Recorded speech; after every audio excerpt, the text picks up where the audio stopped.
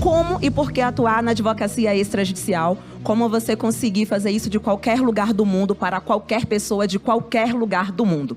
Mas antes de começar explicando para vocês como isso é possível, como é que você pode ser bem remunerado na sua advocacia sem depender do judiciário, que eu acho que é o sonho de muitos na realidade, né? Não sei qual é o pensamento de vocês, mas quando eu comecei a advogar, minha única certeza era uma: eu queria ganhar dinheiro. Essa era a primeira, fato, tá? Quem quiser que me chame de mercenária, mas eu sei que amor às vezes não paga boleto, né? E logo depois eu pensei, como é que eu vou conseguir ganhar dinheiro se, de acordo com o Conselho Nacional de Justiça, a taxa média de congestionamento processual nacional é superior a 70%? Então, eu fiquei treinando a minha cabeça, utilizando estratégias para que eu visse oportunidade onde todo mundo enxergava problemas. Então, durante o meu tempo aqui, exatamente o que eu vou querer fazer com vocês é mostrar quais são essas oportunidades. A advocacia extrajudicial vale ou não vale a pena? Ela é algo para o futuro, ela é algo para o presente, e o que é que vocês podem começar a utilizar nos respectivos escritórios para que vocês possam aumentar o faturamento. Uma das coisas que eu geralmente costumo falar para os meus alunos é o seguinte: na minha visão da advocacia, já que eu advoguei por 7 anos e há 5 anos sou dona de cartório, na minha visão era o seguinte: eu não queria e eu nem poderia ter 150 clientes no mês. Porque eu não teria braço, eu não teria estrutura para poder dar conta de 150 clientes por mês. Então, na minha visão era o seguinte: como é que eu vou conseguir ter 50 clientes que me pagassem por 150? E é exatamente isso que eu vou estar mostrando a partir de agora para vocês. A quebra da barreira territorial com a advocacia extrajudicial. Gente, é exatamente isso aqui que fez com que eu enxergasse a advocacia com outros olhos. É exatamente isso aqui que eu ensino para os meus alunos, a partir desse respectivo dado, que é um dado do Conselho Nacional de Justiça, do nosso CNJ, onde demonstra que até 31 de agosto de 2022, olha um tempo médio entre início do processo e o primeiro julgamento. 666 dias. Estamos falando, mais ou menos, de mais de praticamente 2 anos. E é a visão que eu a ideia que eu tinha era exatamente essa: como é que eu vou ficar esperando 2 anos até ter o primeiro julgamento? E isso aqui em uma visão otimista, porque o Tribunal de Justiça da Bahia, infelizmente, ele foi caracterizado durante muito tempo como o pior em produtividade do Brasil. Tá? Aí eu vou continuar pensando, mas isso poderia acontecer em qualquer área, né? Na Justiça Federal, na Justiça Estadual, na Justiça do Trabalho, nos tribunais superiores, na Justiça Militar. Então, esses dados aqui foram exatamente o que me motivaram a enxergar a advocacia a partir de uma outra perspectiva. E aí, a minha visão era o seguinte: como é que Gabriela, que veio de um bairro periférico, que estudou em colégio público, como é que ela poderia se tornar conhecida perante as pessoas? Como é que as pessoas poderiam referenciar essa Gabriela que precisou criar obrigatoriamente as suas próprias oportunidades? Por isso, sou entusiasta, sim, da advocacia extrajudicial. E aí, se vocês observarem, a pandemia, certamente no escritório de vocês, apresentou para vocês uma realidade que até então parecia que só começaria a surgir daqui a 5 anos. Daqui a 7 anos, daqui a 10 anos. Se vocês tinham clientes que tinham algum tipo de receio de um atendimento online, uma consultoria online, isso passou a se tornar cada vez mais comum. E por isso que a advocacia extrajudicial, na minha opinião, é mais apaixonante, e ela não é mais o futuro, ela é efetivamente o presente. Porque, inclusive, durante a pandemia, foi que foram surgindo outras possibilidades de você conseguir a sua remuneração sem depender do judiciário. Então, aqui, ó, de acordo com o Colégio Notarial do Brasil, divórcios online aumentam. E aí vocês podem perceber que isso aqui foi a partir do provimento 100 do ano de 2020. Esse provimento 100, para quem não sabe, gente, é exatamente o provimento que permite que você faça atos eletrônicos. Então, você pode fazer escritura pública, você pode acompanhar o seu cliente na realização de uma escritura pública, independente de onde o seu cliente esteja, independente de onde você esteja, independente de onde a outra parte esteja. Outro dia eu fiz lá no cartório um divórcio, onde a advogada, ela estava presencialmente lá no meu cartório. Um divorciando estava no Canadá e a outra divorcianda estava na casa dela, que ficava na mesma cidade do meu cartório. Certamente, antes desse provimento 100, isso seria impossível. Quanto tempo levaria para poder fazer esse divórcio que a gente conseguiu realizar em menos de 24 horas? Conseguem? Então, com a pandemia e serviço digital, o número de inventários aumenta mais de 50% nos cartórios gaúchos em um ano. Estamos falando de um aumento de mais de 50%. Só que eu lecionei na graduação por 7 anos, na Universidade Católica de Salvador.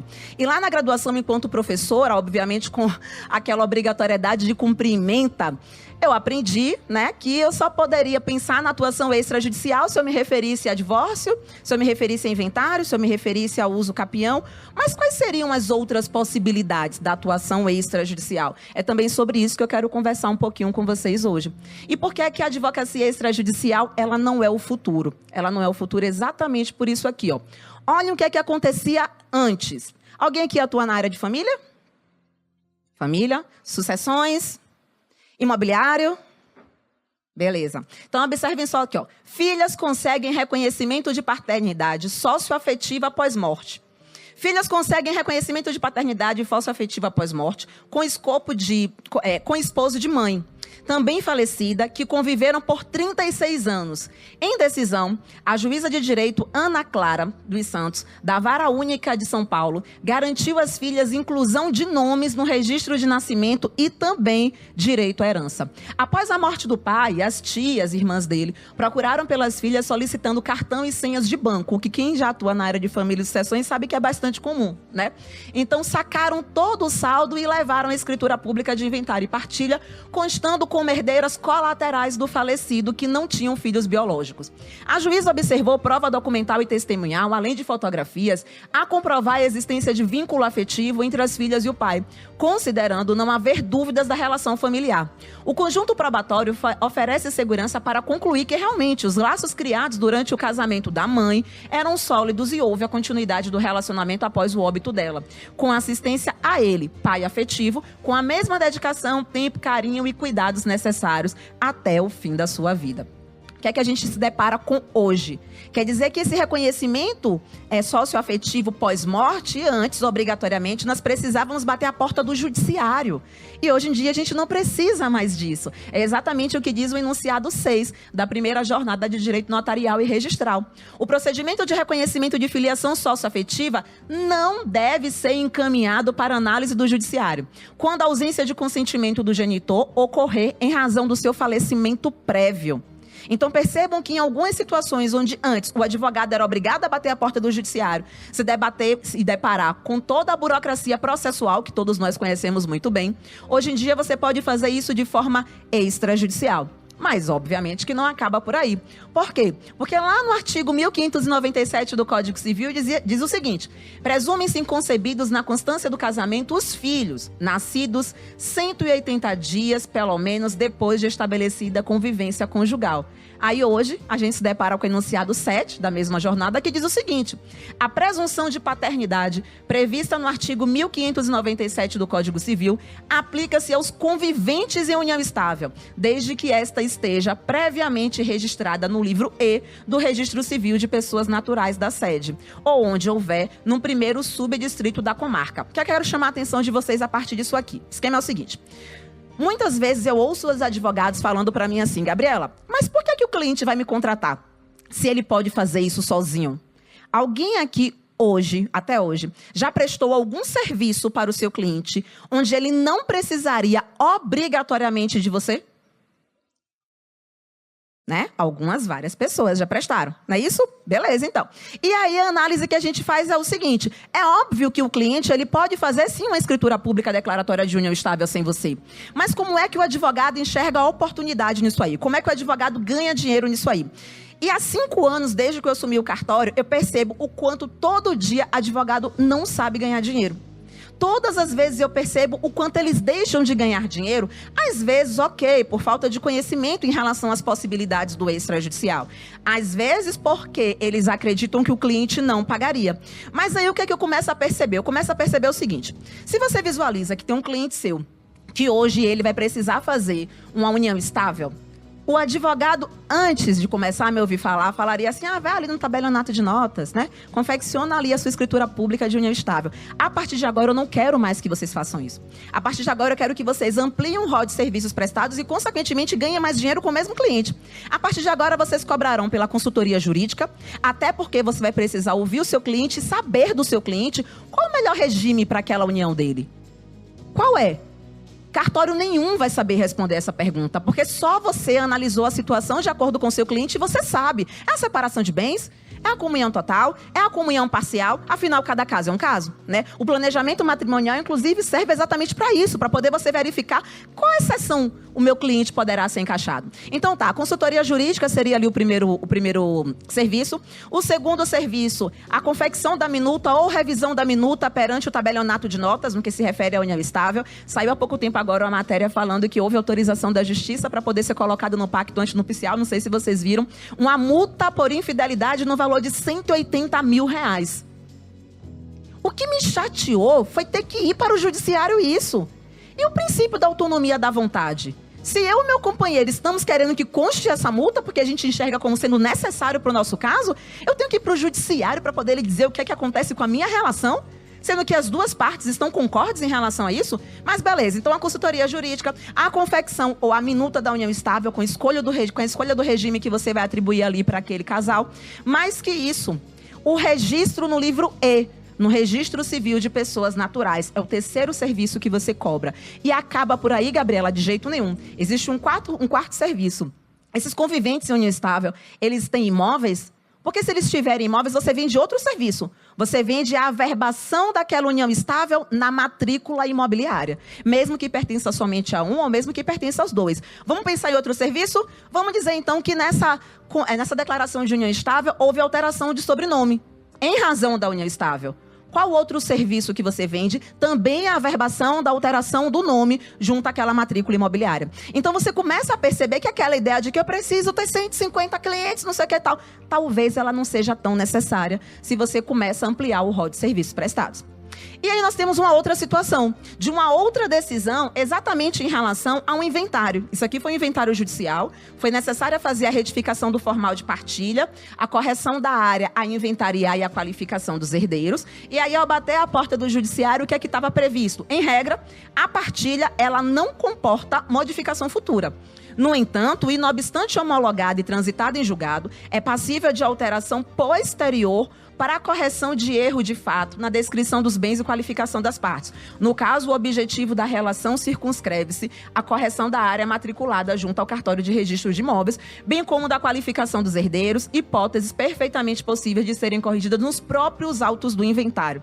Vamos dizer que você demorou 6 meses depois de trânsito do julgado para poder você se deparar com isso. Dependendo do tribunal, esse processo já estaria arquivado.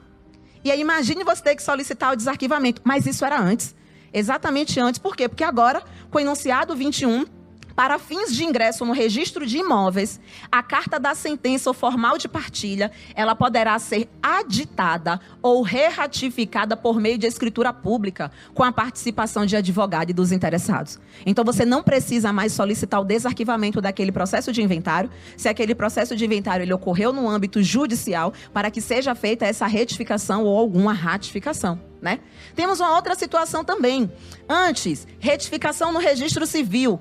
Vocês viram agora também a matéria que saiu falando que aquele cantor, Seu Jorge, tentou registrar a filha e colocar o nome Samba, né? Sinceramente, no meu cartório eu teria registrado. Não vejo problema nenhum de alguém se chamar Samba. Mas ele teve que bater a porta do judiciário para poder fazer isso, né? Imagine só. Então vamos lá. Retificação de registro civil, pré-nome utilizado pela requerente desde criança no meio social, em que vive diverso daquele constante no registro de nascimento. Posse prolongada do nome, conhecimento público e notório, substituição, possibilidade. E aí, o nome civil, conforme as regras dos artigos 56 e 57 da Lei de Registros Públicos, pode ser alterado no primeiro ano após atingida a maioridade, desde que não prejudique os apelidos de família, ou ultrapassado esse prazo, por justo motivo, mediante apreciação judicial. Então, antes, para poder você conseguir alterar o seu prenome, você ou teria que fazer isso após 1 ano de alcançar da maioridade civil, ou você precisaria bater a porta do judiciário também. E agora, graças a Deus, a lei foi alterada.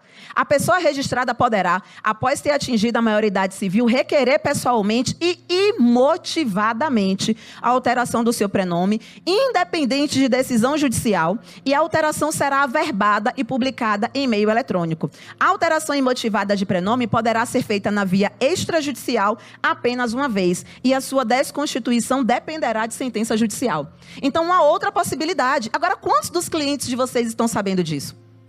Quantos clientes de vocês, parentes de vocês, amigos de vocês sempre quiseram alterar ali o nome? Exatamente porque eles são conhecidos no meio onde eles convivem com um nome completamente diferente. Ou porque a mãe, na hora ali de registrar, e o pai resolveram, né, naquele ânimo, naquela toda vontade, colocar um nome completamente esquisito, onde ele se sente ali incomodado. Mas também não acaba por aí. Por quê? Porque antes, a ação de adjudicação compulsória, ela era obrigatoriamente judicial. E aí vamos pensar lá no CNJ, Conselho Nacional de Justiça, quanto tempo eu vou conseguir ali conferir a transferência daquela propriedade imobiliária através de uma ação de adjudicação compulsória? 2, 3, 4, 5 anos, depois que o seu cliente já quitou aquele imóvel, depois que o seu cliente já está na posse daquele imóvel, imaginem a dor de cabeça. E nós também já podemos fazer isso de forma extrajudicial. A Lei 14.382, de 2022, ela alterou a Lei de Registros Públicos. E lá no seu artigo 216b, colocou o seguinte: sem prejuízo da via jurisdicional, a adjudicação compulsória de imóvel, objeto de promessa de venda ou de cessão, poderá ser efetivada extrajudicialmente no serviço de registro de imóveis da situação do imóvel.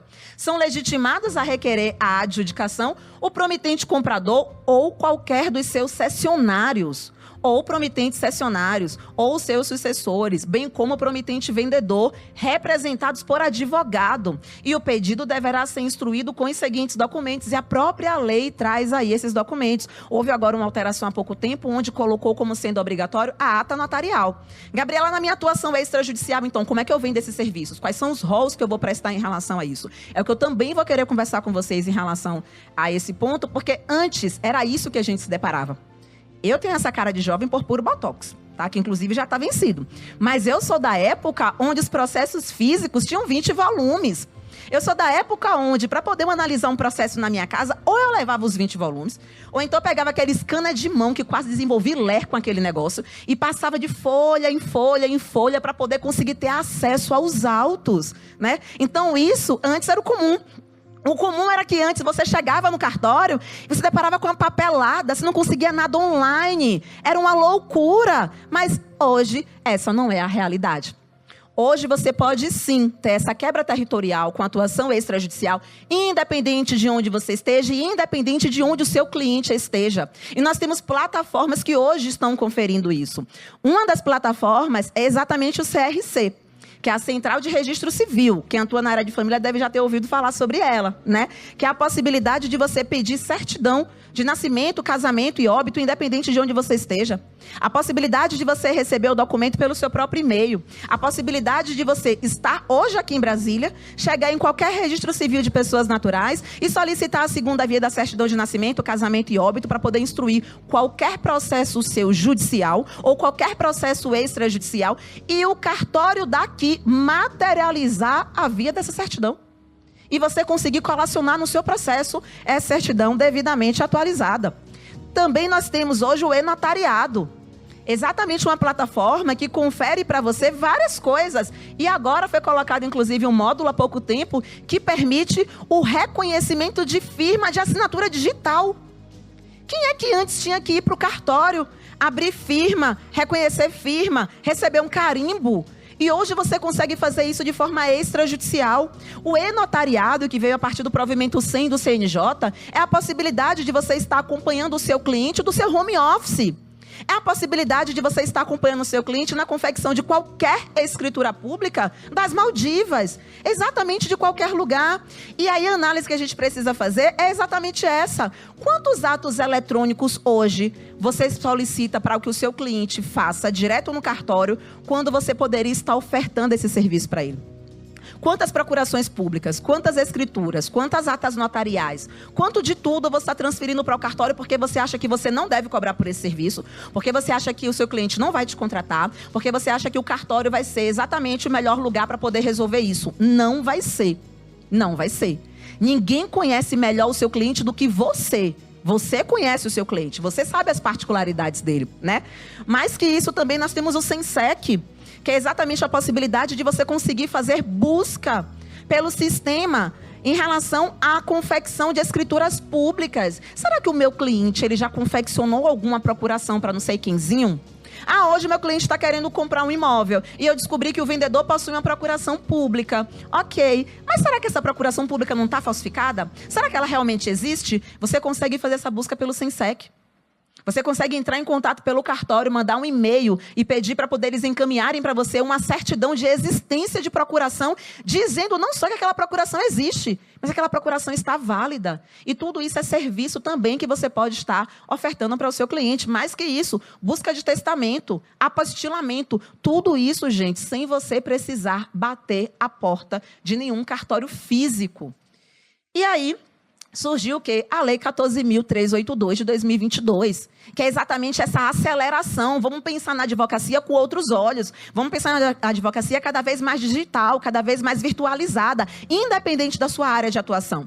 A Lei 14.382, ela veio exatamente antecipar isso. Ela veio trazer novas oportunidades de apresentação do advogado de vários outros serviços para que ocorra essa ampliação aí dos serviços prestados no âmbito extrajudicial. Primeiro, o Serviço Eletrônico de Registros Públicos, que é uma central que vai existir e que ela permite que você consiga interligar todos os cartórios. Tá? Então, vai facilitar muito a vida de qualquer advogado. A identificação de pessoas no mundo eletrônico. Então, esse sistema também vai permitir que você consiga identificar de forma virtual aquela pessoa, conferir se aquele documento ele é falsificado, conferir se ele é original, né? A redução de prazos. Antigamente, para poder você conseguir a realização de um registro ou averbação, você demorava 30 dias. Hoje em dia, uma certidão, ela sai em 5 horas úteis. Hoje em dia, uma certidão de inteiro teor, ela sai em 5 dias corrido, ou melhor, em 5 dias úteis. Não, é o contrário, tá? Na verdade, não é úteis, não, é corrido. Depois é corrido e antes eram úteis, tá? A situação jurídica do imóvel, da mesma forma. Uma certidão por quesitos, a busca, tudo isso em 5 dias corridos. Antes eram 5 dias úteis. Tá? A regularização da propriedade acontecendo cada vez de forma mais forte, mais em evidência. A valorização da propriedade como um todo. Eu geralmente ouço assim, poxa, Gabriela, será que atuar com regularização de imóveis vale a pena? Eu moro no interior, um exemplo do xorroxó do Judas. Aqui ninguém contrata advogado, aqui ninguém... E quem disse que hoje você precisa prestar o serviço de regularização imobiliária ou qualquer outro serviço extrajudicial somente para onde você está? Somente para aquela base ali, territorial. Outra coisa, a retificação diária, que é exatamente uma forma extrajudicial de você conseguir alterar a área daquele imóvel. Por quê? Porque junto ao cartório de registro de imóveis tem uma metragem. Quando você foi lá ver o imóvel, você descobre que tem outra. Antigamente, a retificação diária só poderia ocorrer de forma judicial. Ela já pode ocorrer de forma extrajudicial e mais que isso, antes era obrigatória a anuência do confrontante. Então, se eu tenho um Pedro, que era o meu cliente aqui proprietário, para poder eu conseguir alterar esse perímetro, essa quantidade da metragem do imóvel dele, eu precisaria da anuência de todos os outros que estão ali circulando, circulando, acho que é melhor, né? Ao redor daquele imóvel. E aí não é mais exigido que ocupantes vizinhos ao imóvel eles sejam notificados ou que anuam com a retificação. Uso capião extrajudicial, que está super na modinha agora. A redação do parágrafo 10 do artigo 216A do texto original, introduzido pelas leis federais, deixava uma margem de dúvida se qualquer impugnação poderia finalizar o rito extrajudicial. E qual era a realidade antes? Vamos entrar com pedido de uso capião extrajudicial? Vamos! Aí vinha o poder público e falava assim, não, mas eu estou impugnando. Ah, não, então se o poder público impugnou, esse imóvel pode estar em área pública. Então, se está em área pública, você não pode usucapi. Finalizou o pedido ali com um indeferimento do seu pleito. Ok. Hoje em dia, mas não. Hoje em dia, para poder você fazer uma impugnação, essa impugnação ela não pode ser genérica. Ela tem que ser motivada. Se ela ocorrer de forma genérica, sem demonstração de fatos e documentos que ilidam a pretensão do requerente, que confirmem o interesse jurídico do impugnante e a sua aparente plausibilidade, não vai poder obstar a realização da regularização fundiária extrajudicial, sob pena de se caracterizar abuso de direito. Aí vem a adjudicação compulsória extrajudicial e é uma outra forma de você estar garantindo para o seu cliente a aquisição da propriedade. Mas, Gabriela, por que a gente está falando também sobre propriedade? Por que será que eu realmente consigo hoje atuar conferindo a possibilidade da transferência da propriedade, independente de onde eu esteja? Sim, principalmente com o SERP. Sim, principalmente com o e-notariado. Eu posso continuar prestando esse serviço. O que é que eu... Tenho falta quanto tempo para mim, gente? Eu comecei a falar que me empolguei. Alguém me fala? 5? 10? 10 minutos? Tá, então vou ser rapidinho. E aí, qual é o esquema que a gente tem que começar a entender? Por que o seu cliente hoje, ele não está enxergando a possibilidade da sua contratação? Quando você quer regularizar a propriedade imobiliária dele, por exemplo. Por que ele não está enxergando? Porque muitas vezes você não demonstrou para ele quais são os prejuízos que ele pode ter caso ele não faça. Todo mundo foca assim, não, se eu tenho que agora produzir conteúdo, se eu tenho que trazer possibilidades para o meu cliente, eu vou focar na dor. Mas não se vende fórmula mágica.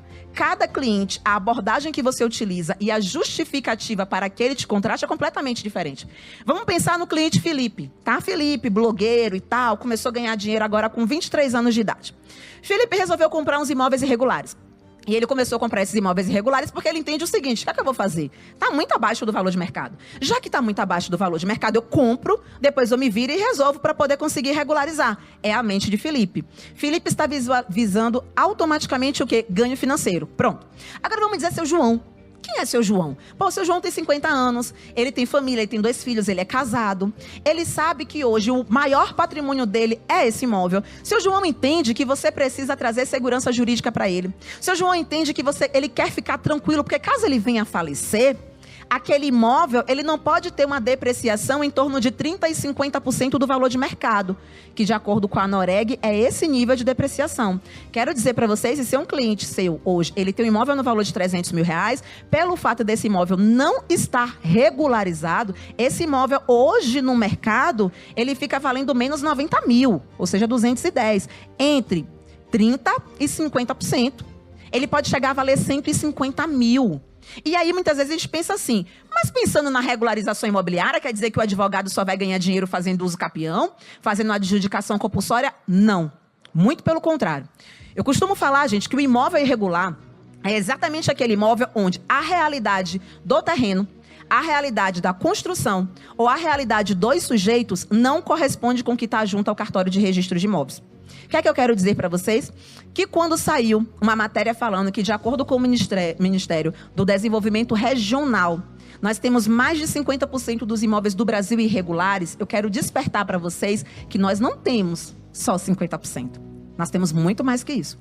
Porque a análise que eles fizeram era em relação à quantidade de propriedades regularizadas. Mas quem disse que o seu cliente ele não pode ser proprietário e ainda assim o imóvel está irregular? E se é o Carlos que comprou aquele terreno, não é isso? E aí, perante o cartório de registro de imóveis, ele comprou o terreno, realmente. Só que ele construiu uma casa, essa casa já tem 2 andares, seu Carlos figura assim como proprietário. Mas aquele imóvel está irregular. Por quê? Porque não houve a verbação da construção junto ao cartório de registro de imóveis. Certeza absoluta que ou tem alguém aqui entre vocês que tem imóvel irregular, ou vocês conhecem alguém que tem imóvel irregular. Fato. Aqui um já se denunciou. Né? Tem imóvel irregular, né? Normal. Tem também, né? Todos nós temos. Então, a análise que a gente tem que fazer é o seguinte, quantas oportunidades hoje você está deixando de alcançar porque você não despertou para essas possibilidades? Eu não sei vocês, mas a minha cabeça é assim, ó. Se existe um problema, eu vou traçar uma estratégia. E aí, já pegando o gancho e trazendo para vocês também essa ideia de um pouco de estratégia, que eu sei que é um dos objetivos que vai ser trabalhado aqui com vocês, nesses 3 dias maravilhosos com essa imersão que Ciro resolveu montar, a análise é o seguinte. Hoje, como é que eu consigo prospectar mais clientes? Ontem eu fiz uns stories lá no meu Instagram, inclusive quem não me segue já começa a me seguir lá no Seu Jurídico Imobiliário. Eu fiz uns stories falando assim, quando eu comecei a advogar, lá em 2011, a minha prospecção era offline, majoritariamente offline. A rede social praticamente não existia. No decorrer da minha advocacia, eu fui para o online. Mas eu também continuei no offline. Por quê? Porque eu tenho que ensaiar quais são as estratégias que eu quero. Quem é o cliente que você quer alcançar? Meus alunos sabem. Comecei a advogar. Eu quero alcançar o corretor de imóveis, que foi logo o meu principal cliente. Foi o que eu fui fazer. Eu fui dar aula em um curso técnico para corretores de imóveis. Eu lecionei lá durante 2 anos. Eu recebia como advogada pós-graduada em Direito Imobiliário R$8 a hora aula. R$8 a hora aula. Mas eu entendia... Quantos alunos eu teria na minha sala de aula que não são da área jurídica? Eu tive aula com 60 alunos. Turma com 60 alunos. Então, a ideia é, eu vou pescar em balde. Dando aula para os corretores de imóveis, eles me enxergarão como referência na área imobiliária. Isso é o que é estratégia. Mas eu poderia ter ficado assim, ó céus, ó vida. Poxa, eu nasci num bairro periférico, vim de colégio público, não sei o quê. Como é que eu vou conseguir esses clientes? Clientes não são para mim. Quem disse que não são para mim? Quem diz o que é o que não é para mim, sou eu. Assim como quem diz o que é o que não é para você, é você também. Aí eu comecei a pensar em outras estratégias, né? Eu falei assim, a partir de agora, então, eu não quero só corretor de imóveis, eu quero advogar para condomínio. O que é que eu vou fazer para poder advogar para condomínio? Coloquei no Google, programas de rádio Salvador. Aí eu cheguei lá, achei 2 programas de rádio, me tornei colunista jurídica dos 2 programas de rádio. Um era um programa voltado para o mercado imobiliário, então eu estava lá, não recebia R$1, mas eu estava lá, falando sobre a área imobiliária estrategicamente para os potenciais clientes que eu queria alcançar. Aí eu falei assim, não quero somente ele, eu também quero os condomínios. Vou pensar em quê? Tem um programa de rádio que também é voltado para condomínio. Cadê o síndico? Lá em Salvador. E eu comecei a me tornar colunista não só da jurídica, ou não só da revista física deles, mas também do programa de rádio. Então, assim, a vitrine está à disposição. E aí, ontem, eu fiz uns stories e eu mostrei assim, você pode até negligenciar o poder do digital. Se você não enxerga que um trabalho bem feito, estratégico no seu digital, é uma vitrine para que outras pessoas te alcancem. E aí eu mostrei que eu tinha, nos últimos 30 dias, alcançado mais de 2,5 milhões de contas. Alcance de mais de 2,5 milhões de contas. Será que não passou da hora de você pensar em estratégias para poder você conseguir também ser visto por essa grande quantidade de pessoas, né? Então, assim, voltando para aqui, veio a adjudicação compulsória extrajudicial. E aí, como é que eu posso começar a mostrar para o meu cliente que esse serviço pode ser viável para a situação dele? É fácil. Eu vou começar a pensar assim, quais são os principais problemas que essas pessoas têm? Eu posso listar. Eu fui para uma consulta médica semana passada e a médica falou assim para mim, Gabriela, eu até postei nos stories, eu comprei um imóvel em 2013. Tem uma escritura pública. Eu e meu marido compramos o imóvel em 2013. A escritura pública ficou na minha gaveta. 5 minutos, né? Vou rápido. Eu não sabia que eu precisava registrar aquela escritura pública. Então, eu guardei a escritura pública. Moral da história. Agora, né? Eu fui mexer nos documentos que eu tô de mudança. E aí, eu fui pegar essa escritura pública e percebi que eu nunca tinha transferido para o meu nome. É uma médica. Ela é professora da Universidade Federal da Bahia, sabe? Ela é PhD, ela sabe muito, mas ela não sabe da área imobiliária. Qual foi o problema que ela enfrentou? Agora, quando ela foi pegar lá uma certidão de ônus, ela se deparou com uma determinação de indisponibilidade de bens, que ocorreu no ano de 2021. E aquele bem, que nunca foi propriedade dela, mas que deveria ter sido, hoje está indisponível. O que a impede de transferir esse bem para o nome dela. Então, quantos casos vocês têm, e vocês às vezes não sabem, que uma pessoa comprou um terreno e não fez a averbação da obra, que uma pessoa fez uma reforma e essa reforma não adentrou o cartório de registro de imóveis, que uma pessoa casou, e o Estado Civil não adentrou o cartório de registro de imóveis, que uma pessoa agora teve uma mudança de logrador, onde aquele imóvel fica localizado, e também não adentrou o cartório. Tudo isso é imóvel irregular, meu povo. Exatamente tudo isso. Então, assim, a adjudicação compulsória extrajudicial, a uso capião extrajudicial são possibilidades para a regularização imobiliária? São possibilidades para a regularização imobiliária. São as únicas? Não. Repito para vocês, toda vez que o imóvel tiver uma diferença entre o que está no terreno, o que está na construção e em relação à qualificação dos sujeitos, é uma chance de você ganhar dinheiro. Então eu quero, finalizando aqui a minha fala, a partir de agora, eu quero saber quem te impedirá de atuar de qualquer lugar para pessoas de qualquer lugar.